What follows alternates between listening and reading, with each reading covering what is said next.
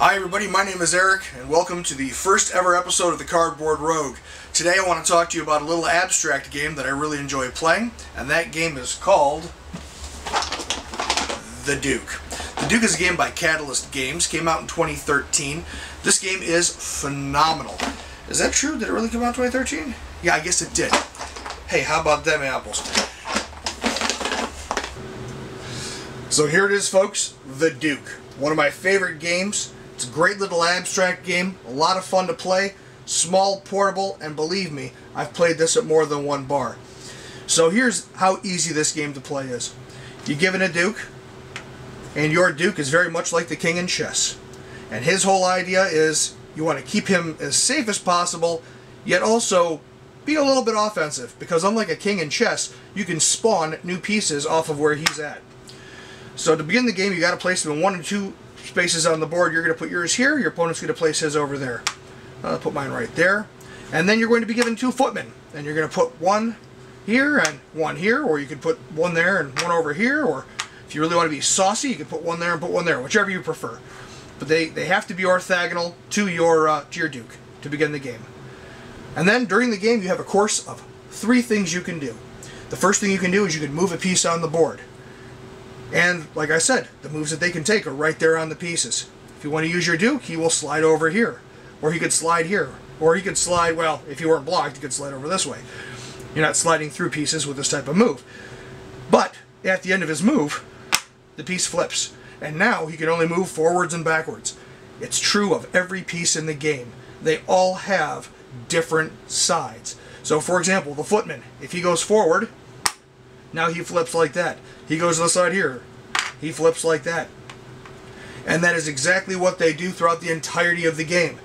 The little black circles there show that that's where you can capture pieces. You want to capture a piece, you land on an opponent's piece, you take that piece, you've captured it. It's very simple. If you don't want to move a piece during your turn, you could draw a piece from the bag. Now, both sides have the same number and types of pieces in their bag. And the game comes with these 2 little durable, I don't know, I guess it's kind of polyurethane bags. They're nice, you know, nylon, I guess, I don't know. You just draw a piece at random from the bag. Okay, I've chosen a pikeman. And that pikeman would then go in a legal placement next to my Duke. And these are the moves that he would be able to do on my next turn.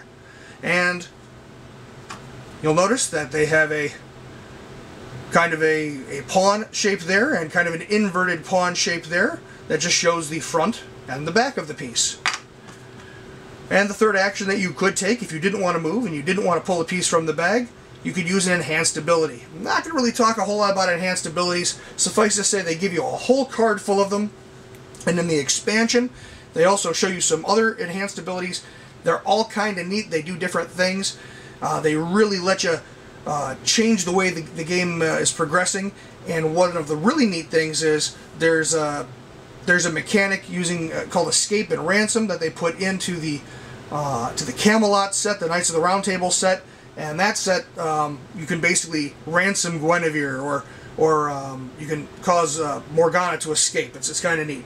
So what are these expansions I hear you say from Internet Land? Well, you've got the Robert E. Howard set, which is like Conan the Barbarian, Kull the Conqueror, and I have no idea who Dark Agnes or Solomon Kane are. I'm sorry, I'm just not up on his works. But they are neat pieces nonetheless. I mean, he obviously shoots from range, and he definitely does that. I mean, if you understood what all these symbols do, and once you get the game, within 5 minutes you will, this is a very, very nasty, nasty piece. You also have these siege engines.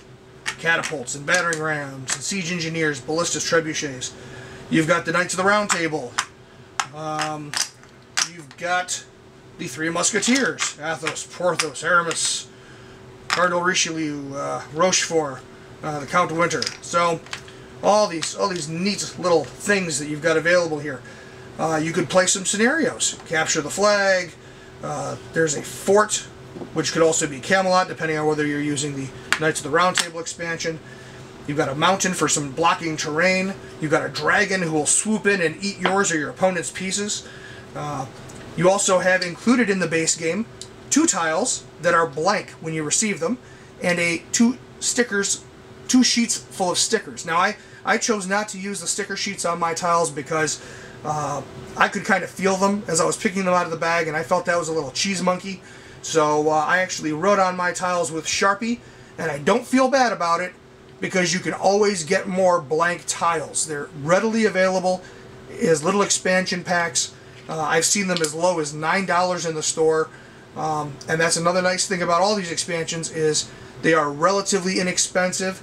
I think you're talking between $7 and $9 depending on where you get them, and really you could change up your entire game for $9 lousy. I mean, this is one of the greatest investments that I've made probably in the last couple of weeks for gaming, and with the rate that I buy games, that's actually saying something. So this is the Duke.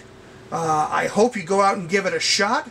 If you have any questions, please feel free to ask in the comments below the video.